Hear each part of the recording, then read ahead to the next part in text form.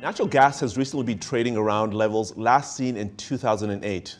And according to our featured guest today, higher prices may be here to stay amid tight supply and increasing concerns about a cold winter ahead. Joining us now for more is Hussein Alaidina, Head of Commodities at TD Asset Management. Hussein, let's start with the supply dynamics right now. Why is supply so tight? Yeah, Anthony, thanks for having me. I think looking at the gas market in Europe in particular, Europe depends pretty meaningfully on supply imports from Russia. The situation in Russia, particularly as it relates to Nord Stream 1, which is the pipeline that brings our supply, volumes have been quite low. Europe started the summer with a relatively tight level of supply on the heels of a cold winter last year. Europe for years has been divesting from producing natural gas domestically, very dependent on imports from Russia, and those volumes have been lower. And all of that is obviously being exacerbated now by materially warmer than normal weather in Europe, which is stoking demand for natural gas at a time when, frankly, it's horrible. The timing is horrible. Yeah, we've certainly seen the news about the heat waves in England and the rest of the country. Walk us through just how integral natural gas prices are to the European economy and energy markets. Yeah, so natural gas is important globally. It's very important in Europe primarily because it is a cleaner fuel relative to oil, relative to coal. So Europe has moved away from those dirtier oil, coal, etc. Towards gas, but the gas is obviously coming or not coming from Russia today. You've seen over the course of the last several months industrial shutdowns announced, whether it's fertilizer, smelters, aluminum smelters, and the likes, because the input cost is so high. And ultimately, at today's prices, I think you're going to continue to see European industry come under pressure because the math simply doesn't work with this elevated level. It's very important. It's just more costly for a lot of these producers to produce these commodities. It's costly for the producers or for industry to operate, for sure, and it's also quite painful and challenging for the consumer as well, because remember, natural gas is a feedstock for power generation, and part of the reason why you have record high, never before seen prices for power in Germany and France is because of what's happening to the input natural gas. Now, you said that the risk of natural gas running out as we head into the winter is certainly a potential.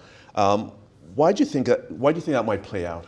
Yeah, so as you know, the highest period of demand for natural gas is the winter because of increased heating loads, increased power generation demand, and we always worry that we're not going to have sufficient supply entering the winter.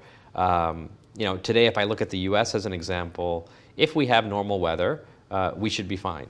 But the risk is, and if you're a utility, if you're PowerStream who provides power to my house, they have to be able to deliver power when I call for it. So obviously are very concerned about cold weather, and when they do their modeling on how much they need to have for the winter, they assume weather is not normal. They assume weather is going to be colder than normal. Much colder than, yeah. And depending on how many standard deviations colder than normal we have, there is potential that you run out. So this is why I think you're seeing prices not only in Europe but in the US move higher in an effort to ration demand to avoid that sort of outcome.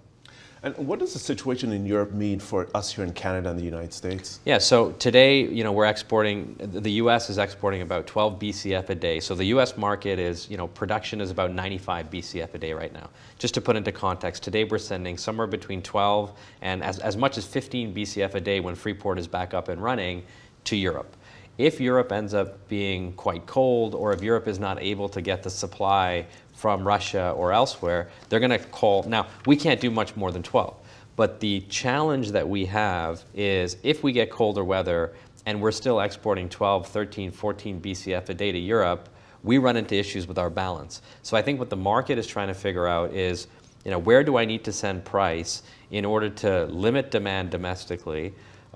If we end up in a position, Anthony, where we need to stop LNG from going to Europe, we're talking about prices well north of $20 an MMBTU, because Europe is already trading north of those levels right now. If I want to close that ARB, I have to disincentivize the cargoes from going, and it's not $8 an MMBTU that does it, it's well north of 20. So this all suggests that natural gas prices will remain elevated for some time. What has to happen for it to ease? Yeah, so I think prices will remain elevated because underlying inventories in North America and in Europe are tight. If we end up having a mild start to the winter, or if production, we've been waiting for U.S. production to respond. I think a lot of folks thought production in the U.S. today would be at 97 or 96.5 BCF a day. We're only at 95.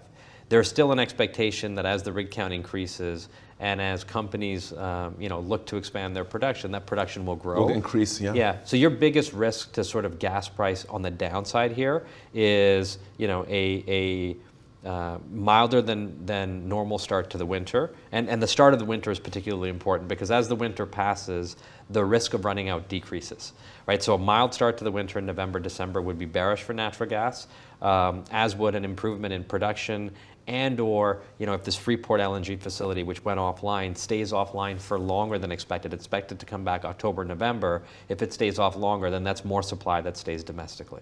So those are kind of the bearish factors that I see in the near term. But the medium term is still one which I think is challenged because we have to invest. The demand for this stuff continues to grow. We've talked about this before, particularly as people are moving away from oil and coal. All the fossil fuels, exactly. Gas needs to see investment.